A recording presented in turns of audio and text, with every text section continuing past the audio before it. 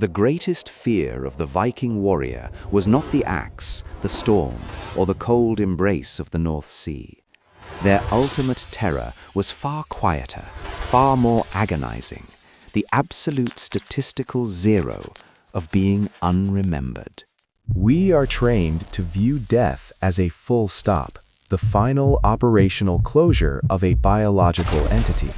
The Norse, however, engineered a completely different algorithm for human existence, transforming the physical expiration not into an ending, but into a phase transition. This wasn't mystical hand-waving. It was a cold, hard psychological mechanism that maximized risk tolerance and minimized panic. A philosophical framework so potent that it fueled an unprecedented age of exploration and brutality across 3 continents. To understand their fear of silence, we must first map the components of the Norse self. For the Viking, the individual wasn't a single, unified soul structure. You were a complex assembly of interlocking entities. You had your physical body, the likami, yes, but also the intangible elements that defined your function and fate. There was the hugr, the mind, thought and intention, the operational CPU. Crucially, there were the elements that survived physical death. The hamingja, often translated as luck or personal potency, a form of spiritual power that could be passed down through the family line. And the fylgja, a spirit guide or totem, often taking the shape of an animal, linked intimately to the individual's destiny and reputation. When the likami failed, the hugr ceased its current function, but the hamingja and the fylgja dispersed, feeding back into the lineage or the cosmological architecture.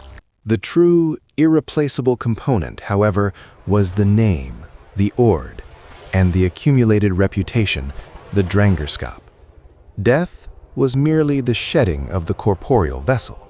Oblivion, the total statistical erosion of one's name from the social memory, was the real terminal failure. It meant that your hamingja had no anchor, your deeds no witness, and your existence had been utterly inconsequential to the vast interwoven tapestry of fate. The Viking worldview stipulated that the physical body was perishable, temporary data storage, but the saga, the narrative itself, was the only true immortality. To be forgotten was to retroactively render your life meaningless, a zero-sum calculation where your entire resource expenditure, your suffering, your triumphs, your violence, was erased. This fundamental perspective immediately repositions the value proposition of life itself. Life is not about longevity. It is about input parameters for the historical record. If the ultimate goal is the preservation of narrative integrity, then the manner of exiting the physical plane becomes exponentially more important than the duration spent within it. This brings us to the logistics of post-mortem relocation, Valhalla and Folkvanger. The popular cultural narrative, heavily biased toward male combatants, centers entirely on Valhalla, the Hall of Odin, where the Einherjar, the chosen slain, wait to fight at Ragnarok. But the selection criteria are extremely specific, almost clinical. You must fall in battle, struck down by a weapon, displaying moth, courageous spirit, and drengskap, honor and valor. Valhalla is not a reward for general goodness or piety. It is an operational staging area for the final war. The selection process is overseen by the Valkyries, specialized operatives tasked with harvesting the most effective combat resources from the battlefield. The numbers suggest a massive intake. The halls of Valhalla are famously described as holding 540 doors, each capable of allowing 800 warriors to march through simultaneously. The sheer scale underscores that this is a military logistics facility, not a paradise for the average Joe. But what about the vast majority? What about the 95% of the population who died in their beds, succumbing to dysentery, smallpox, or old age? These individuals, categorized by their straw death, the death of illness, often occurring on the straw mattress, were relegated to the realm of hell. Crucially, dying of old age or sickness was not considered a moral failing or a punishment. It was simply a death without narrative power. It lacked the theatricality, the high-stakes risk assessment required to solidify one's fame. A farmer who died of a fever after 80 years of toil was not condemned, but his chances of having his story preserved in the Eddas or the sagas were negligible. He successfully survived, but he failed the central cultural metric, leaving a powerful, memorable imprint. The value system was clear. Surviving was merely default status. Attaining immortal renown was the only true victory. This societal emphasis was a constant, subtle pressure driving extreme behavior. If safety meant obscurity and risk meant fame, then rational calculation dictated embracing the risk. The sheer brutality of this meritocracy was reinforced by the societal structure itself. The community was an engine designed to reward audacity and punish timidity. A Viking who stayed safely home, avoiding the long ships and the dangerous trade routes, might live a long life, but he would possess low social haminja. His counsel would be ignored, his daughters less marriageable, and his name eventually forgotten, the aforementioned statistical zero. Conversely, the individual who dared to sail the 6,000 kilometers across the North Atlantic to settle in Greenland, facing storms that could extinguish an entire ship complement in minutes, was instantly elevated. The risk taken became currency, convertible into power, reputation, and land ownership. The social contract stated clearly, the only shameful death was the one predicated on a life lived hiding from potential narrative material. This inherent fatalism, the driving philosophical engine of Viking society, finds its ultimate expression in the concept of Ragnarok, the twilight of the gods. This is perhaps the most profound psychological difference between the Norse and almost every other major historical religion. The gods of the Norse pantheon, Odin, Thor, Freya, Tyr, are not omnipotent, nor are they immortal. They are powerful, yes, but they are intrinsically tied to the same existential parameters as humanity. They are subject to Orlog, primal foundational fate, and Weird, the evolving interconnected web of events. The Norse cosmogony provides the ultimate safety net for existential dread.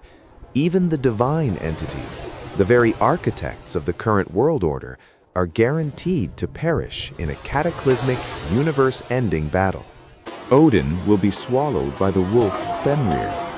Thor will kill the Midgard serpent Jormungandr, but be poisoned by its venom. The Bifrost Bridge will collapse. The sun will be extinguished.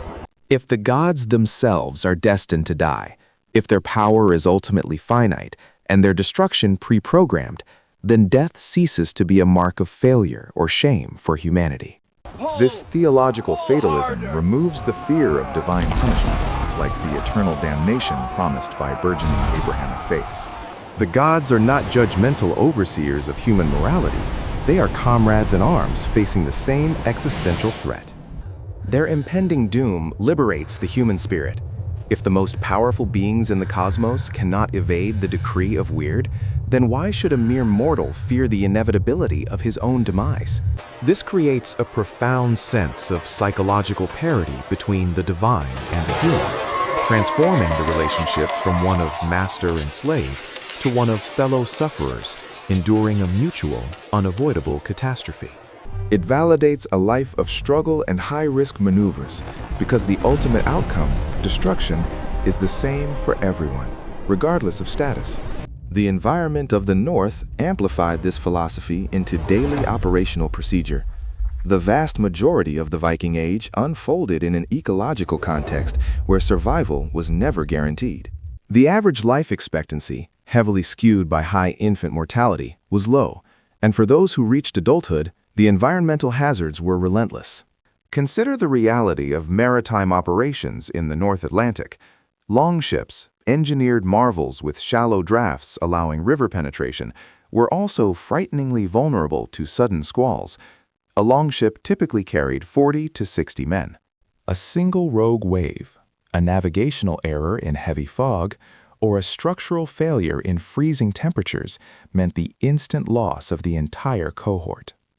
Famine was a recurring shadow during the long, dark winters, and disease could sweep through a newly established settlement with lethal efficiency. In such a volatile system, resisting or trying to circumvent death was simply not a realistic option. Trying to build systems of absolute safety was an exercise in futility. The philosophical mechanism deployed here was acceptance. By accepting the statistical probability of premature death, by treating the constant risk not as a threat but as a feature of the environment, the Viking mind achieved several critical tactical advantages. Enhanced calm under pressure. Panic is the most lethal variable in chaotic situations. If death is merely a state transition, not an irreversible loss, the individual can maintain cognitive function in the face of imminent danger. When the long ship is breaching in a storm, the individual trained to accept fate can focus on the immediate task, bailing water, trimming the sail, rather than succumbing to fear. 2. Decisive action. Hesitation kills. In battle, waiting for the perfect moment or seeking a retreat route often guarantees disaster. The Viking ethos demanded immediate, aggressive commitment. If the ultimate outcome is predetermined by weird, the only choice left is the quality of the effort exerted in the moment. 3. Optimized risk assessment. When the cost of failure, death, is culturally reframed as a high-status exit, if fought bravely, the perceived value of the risk changes dramatically. Raiding operations, voyages into unknown territories, and blood feuds, all activities with extremely high mortality rates, became rational, even necessary pursuits, because the psychological barrier to high-risk behavior was systematically dismantled. This cultural mandate of valor was not left to chance. It was enforced by a rigorous social reward system. The currency was not merely physical wealth, but fame, reputation, and the memory economy. The greatest tangible rewards, land, high status as a jarl, political influence, flowed directly to those who proved their willingness to court death. The coward, the one who demonstrated need, shameful behavior, often sexual or social inadequacy, was not just socially scorned. They were often subject to physical punishment or outlawry, a fate arguably worse than death, as it meant complete social and narrative erasure. The hierarchy of values was inverted compared to modern security-focused societies. Safety was synonymous with mediocrity. Bravery was synonymous with worth. The foundational premise was simple. If you are paralyzed by the fear of death, you will live a life of low impact, low utility, and ultimately, low memorability. To face death with open eyes was to guarantee a life of maximal value, irrespective of its duration. This entire psychological infrastructure was built, maintained, and propagated by the sagas, the foundational narratives of Viking cultural memory. The sagas were more than just history or entertainment. They were sophisticated psychological training manuals administered to children from their earliest years. Children were raised listening to detailed, often graphic, accounts of heroic figures like Egil Skallagrimsson, Gunnar of Hlíðarendi, or Sigurd the Volsung. Crucially, these narratives rarely ended in peaceful retirement. They were saturated with the foreknowledge of doom. The hero often knew precisely how they would die, yet the narrative emphasis was never on escape, but on the meticulous execution of duty and honor leading up to the inevitable climax. The accounts of death in the sagas are characterized by a detached, almost clinical lack of pathos. When a great warrior falls, the description is less mournful and more analytical, a cataloging of the wounds, a final defiant statement, and a transition into the next narrative phase, the blood feud, the legacy. There is no weeping or existential lamentation. This narrative style normalized the concept of a violent or premature ending, framing it as the expected and proper conclusion to a life well lived. By internalizing these stories, young Vikings were psychologically primed for a high-casualty environment, viewing their own potential demise not as a tragic aberration, but as a potential source of future narrative potency. The saga became the permanent record, the ultimate form of digital storage for human existence, and the greatest honor was to contribute a powerful final chapter. This sophisticated system of belief coalesces into the concept of word, the overarching structure of fate. Word is often misinterpreted as simple determinism, the idea that everything is pre-written. In the Viking context, however, Weird is more complex. It is the accumulated consequence of all past actions and events, constantly being woven into the present and future by the Norns, the shapers of fate. It is the raw material of destiny. The Norse did believe that their endpoint, their ultimate fate, could not be escaped. If the threads of weird dictated that you would die on a specific battlefield, then no amount of evasion could change that final parameter. But here lies the essential philosophical distinction that provided the entire civilization with its power. While the outcome, the final knot in the tapestry, cannot be changed, the attitude, the manner in which one moves through the weaving process, is entirely a matter of personal agency. This is the core insight of the Viking worldview. You do not choose the ending, but you absolutely choose the quality of. This freedom of attitude transforms fatalism from a paralyzing force into an empowering one. If evasion is impossible, the only logical and dignified response is full confrontation. By choosing to confront their weird, whether it be a looming storm, an overwhelming enemy, or the coming chaos of Ragnarok, with courage, humor, and determination, the Viking guaranteed the one thing they truly desired, that their ord, name, would endure long after the Likami had crumbled. They didn't conquer the fear of death, they outsourced it. They externalized the criteria for success from the ephemeral biological function to the eternal structure of memory. By defining failure as obscurity, they created a powerful, self-perpetuating cultural imperative for spectacular action, making the Viking Age not a story about how men survived, but about how men chose to die, and the immense narrative legacy they created in the process. The echoes of this fierce, fatalistic philosophy still resonate in the operational doctrine of modern high-stakes environments, where the willingness to face unacceptable risk is paramount. But the Viking architects took this concept further, constructing an entire civilization on the premise that the only true life worth living was one constantly negotiated on the razor's edge of glorious extinction. We have decoded the operational mindset behind the Vikings' fearlessness, the psychological architecture that traded biological longevity for narrative permanence. But this analysis only provides the what and why of their attitude toward death. The truly viral question remains: if the gods are mortal and the cosmos is doomed, what was the source of the immense, almost maniacal joy and celebration that defined the Viking feasts and spiritual life? If everything ends in fire and darkness, why were they the happiest fatalists in history? The next briefing will dive deep into the specific ritualistic practices, the sacrificial economies and ecstatic cults that allowed the Viking to find absolute transcendence and celebration within the shadow of inescapable doom. You cannot afford to miss the final piece of the tactical mosaic.